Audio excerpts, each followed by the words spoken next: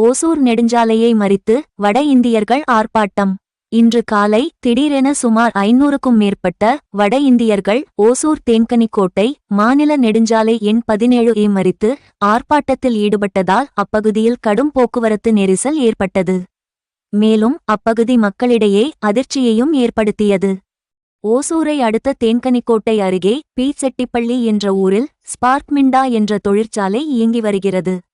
இந்த தொழிற்சாலையில் 2000க்கும் மேற்பட்ட பணியாளர்கள் பணிபுரிகின்றனர். இவர்களில் பெரும்பாலானவர்கள் வட இந்தியாவை சார்ந்தவர்கள்.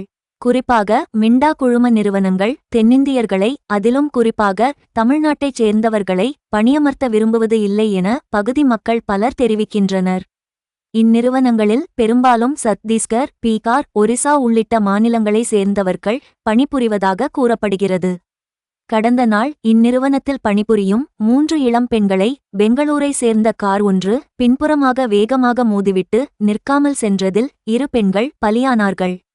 இது குறித்து கெலமங்கலம் காவல் நிலைய காவலர்கள் வழக்கு பதிவு செய்து குடிபோதையில் காரை இயக்கியதாக ஒருவரை பிடித்து வினவி வருவதாகவும் கார் பறிமுதல் செய்யப்பட்டதாகவும் தகவல்கள் கிடைக்கின்றன.